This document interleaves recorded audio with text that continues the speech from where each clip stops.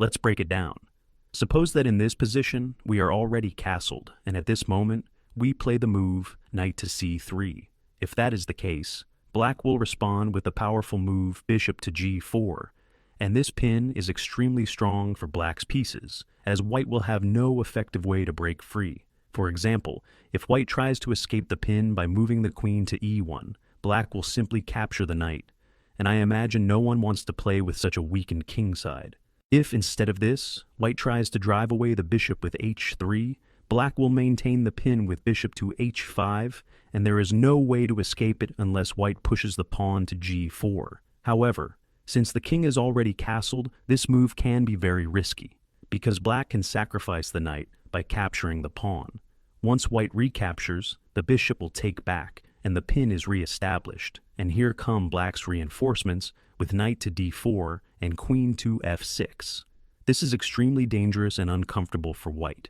This is what I call a pin attack. But now, let's suppose that instead of playing knight to c3, white advances the pawn to c3 instead. Chess is like that, quite complex. And now, with this small change, everything changes. This pin is now a complete waste of time and the main strategic mistake often made in this type of position. But I will not be the one to explain it in advance. I will let Garry Kasparov himself, through one of his games, show us why. Garry Kasparov is participating in a simultaneous exhibition and opens with e4. Black responds with e5. Then comes the most typical move, knight to f3, attacking the e5 pawn, which black defends with knight to c6. After this, Kasparov chooses the Italian game with bishop to c4, and black mirrors the move with bishop to c5. Now, white continues with the important move c3, aiming to gain full control of the center with d4. However, black counters with knight to us6, attacking the e4 pawn, which white defends with d3, reaching one of the most critical positions in the Italian game. In this game, black castles immediately, and white follows suit.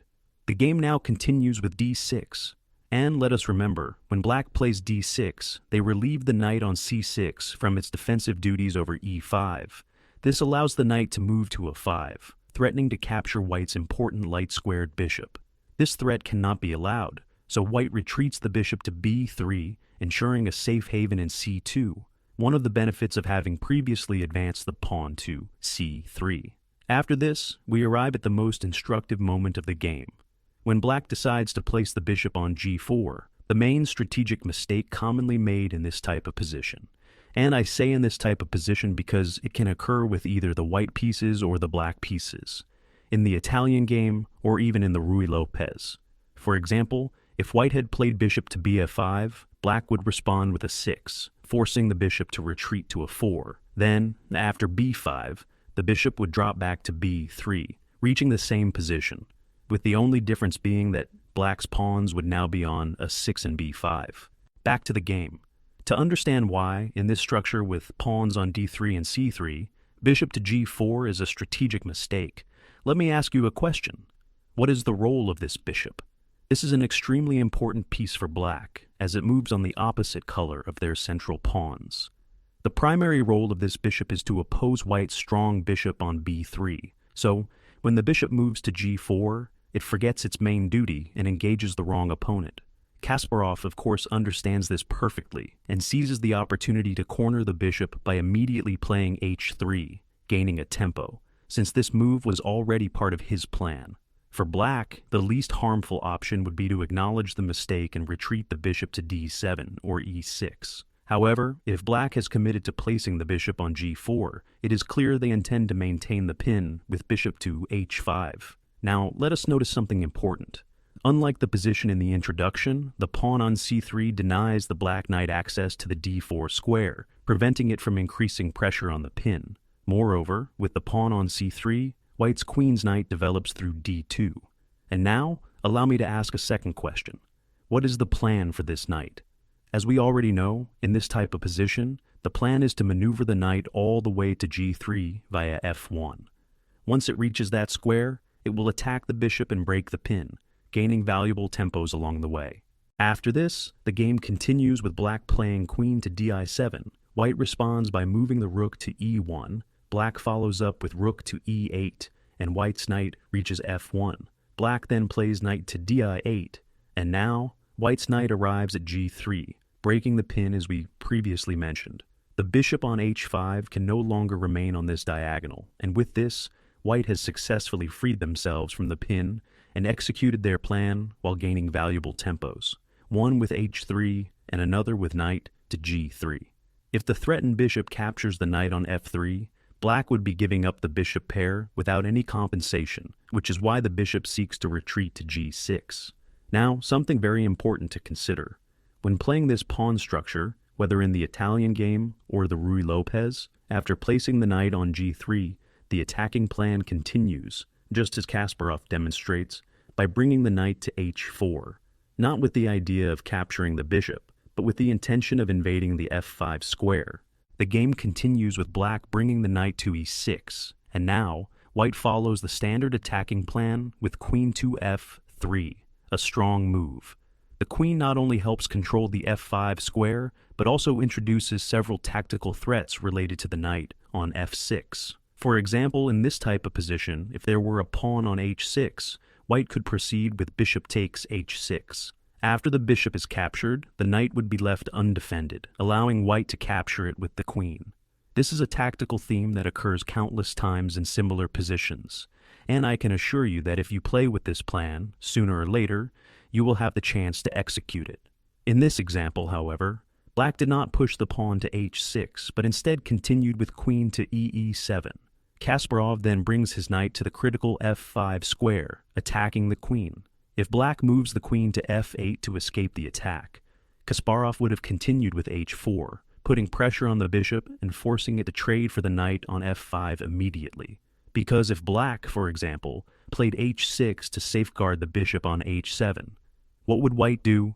Exactly, knight takes h6. After the capture, the knight on f6 would be left hanging, the tactical theme we discussed earlier. Therefore, before moving the queen, black decided to immediately get rid of the bishop by capturing on f5. White recaptures with knight, takes f5, and the black queen retreats to f8 to stay close to the defense of the king. As a result of black's poor strategic choice to pin the knight on f3, they have now lost their valuable light-squared bishop, while white has gained several important tempos to launch a powerful kingside attack. But now, an important point to consider, what has happened with white's development? We are already on move 17, and the bishop and one of the rooks are still undeveloped. In this case, it is possible because the center is semi-closed, which dictates the pace of the game. If the center were open, leaving the bishop and the rook undeveloped would be catastrophic. But here, it is not a problem. Now that Kasparov has achieved his objectives on the king side, he returns to complete the development of his pieces by playing bishop to d2. Black responds with rook to da8, and Kasparov continues developing his final piece with rook to d1. After black plays c6, Kasparov moves his bishop back to c1 to avoid blocking the rook. At this point, the opening phase is complete, and white has achieved a spectacular position, firm control of the center, a completely safe king, and all pieces, including both rooks, fully developed and ready for the next phase of the game. Black continued by moving the bishop to ba6. Now, with everything in place, Kasparov shifts his focus to the center with d4. Black captures the central pawn, white recaptures, and black responds with d5. White, of course, advances and closes the center with a 5, gaining a tempo by attacking the knight on f6, which retreats to d7, removing black's key defender of the king side. With a strong center, fully developed pieces, and the bishop pair in his favor, Kasparov decides to launch a kingside attack with h4. The black king, feeling the pressure, moves to h8. White continues the pawn advance to h5, and to stop it, black plays h6. However, this move weakens the diagonal, and the man behind the white pieces immediately takes advantage by positioning the bishop on c2. At this point, black starts to miss their light-squared bishop.